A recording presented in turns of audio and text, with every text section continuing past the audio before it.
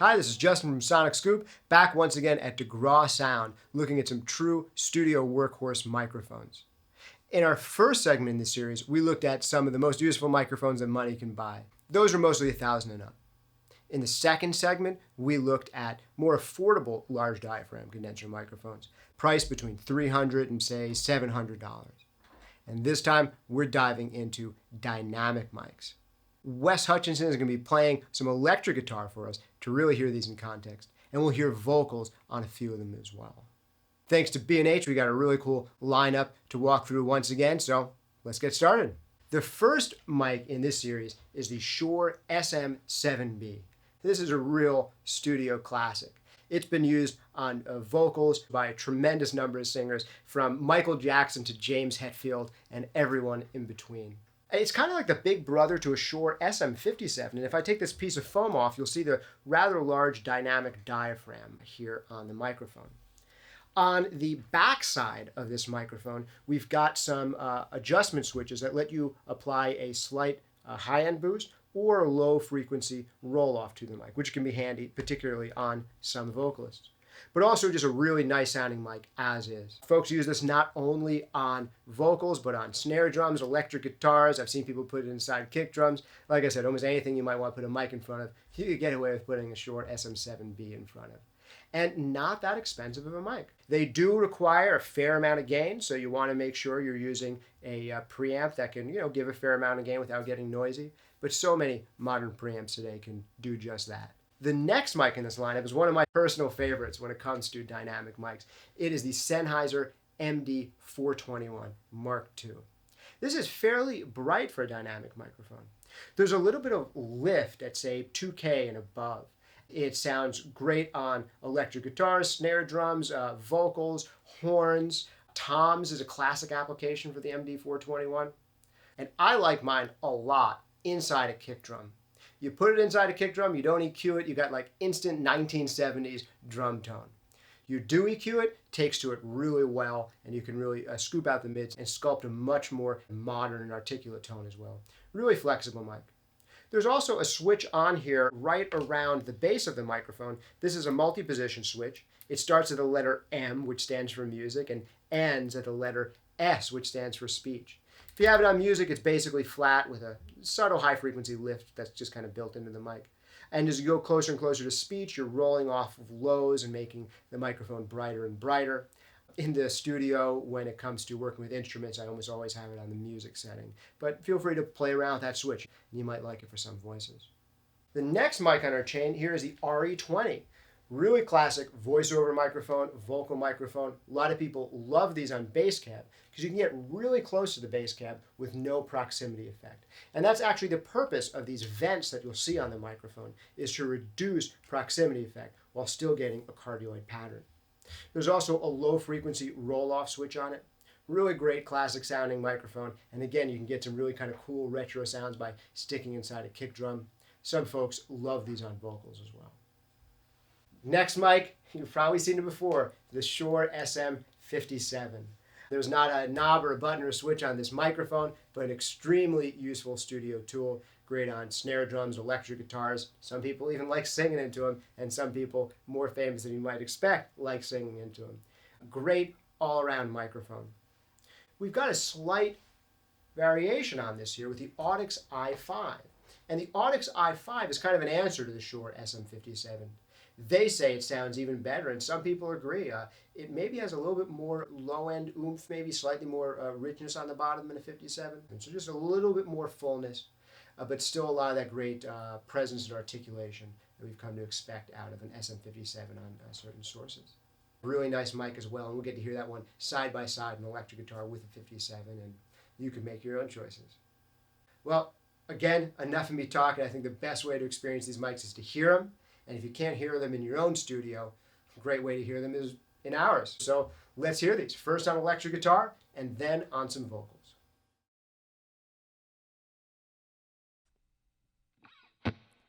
It's too late to put it back together, too late. We threw away forever, too late. I'll never get a chance to say the things I should have said.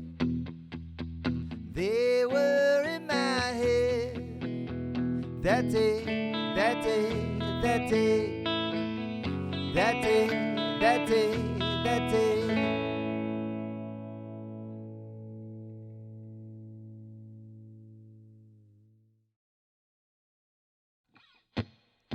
It's too late to put it back together, too late. We threw away forever, too late. I'll never get a chance to say the things I should have said. They were in my head. That day, that day, that day, that day, that day, that day.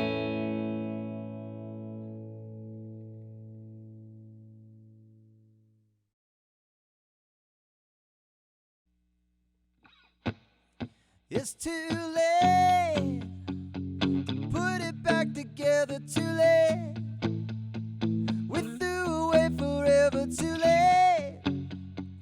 I'll never get a chance to say the things I should have said. They were in my head. That day, that day, that day, that day, that day, that day.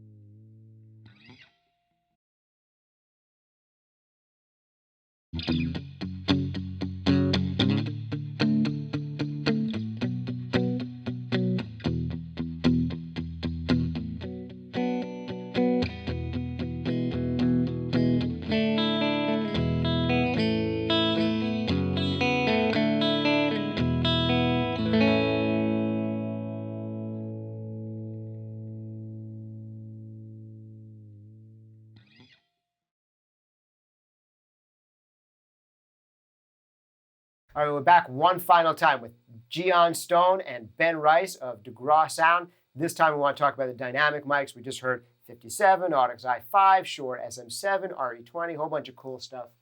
Any favorites out of this bunch? Anything that really stood out to you? 57. I mean, Great mics. Yeah. I mean, we were talking about this a few months ago.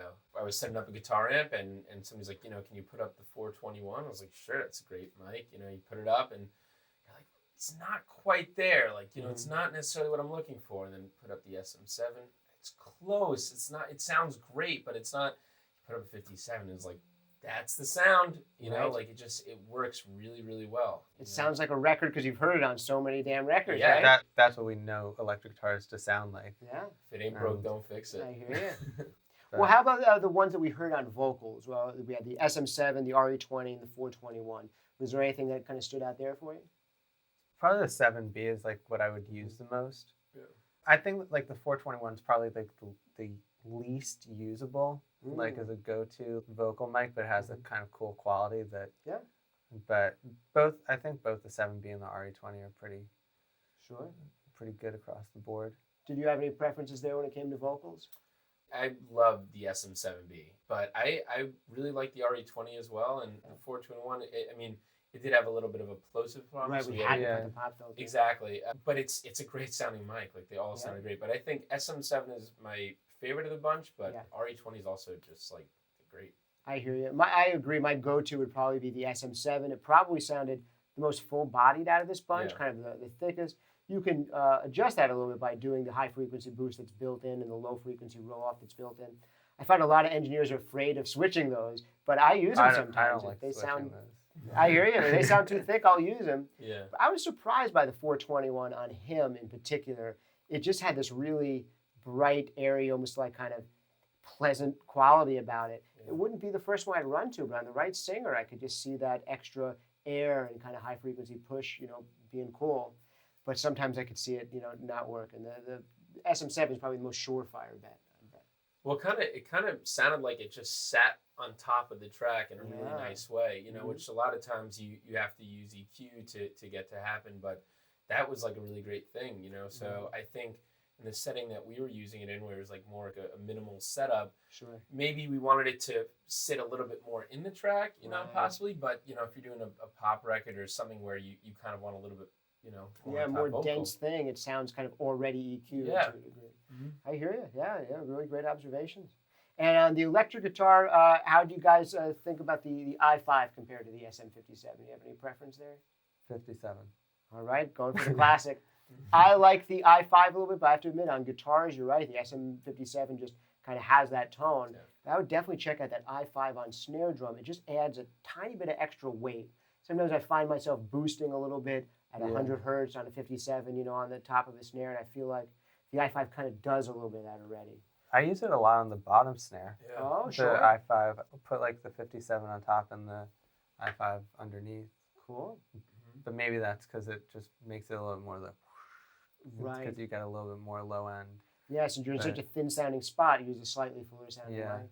Right. But But- subtle differences.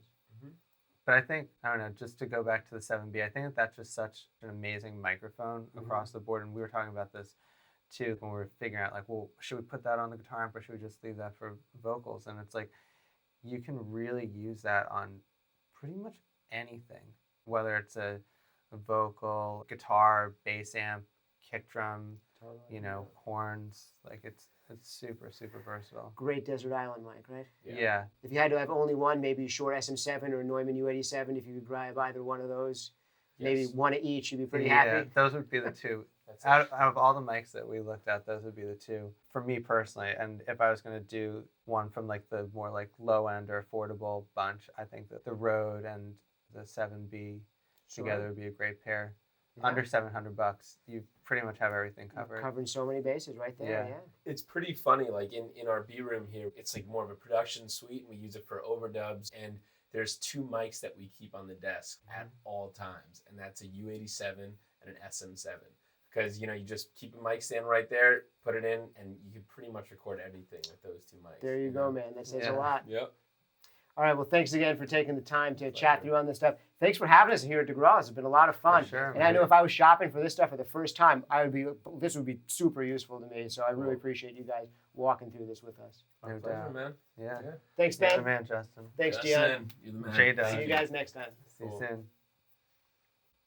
This has been Justin of Sonic Scoop at DeGraw Sound. Thanks again to B&H for having us. See you next time. Whether you're a hobbyist or a professional, B&H has the answers to your questions. Experience a world of technology at our New York City Superstore. Connect with us online or give us a call. Our staff of experts is happy to help.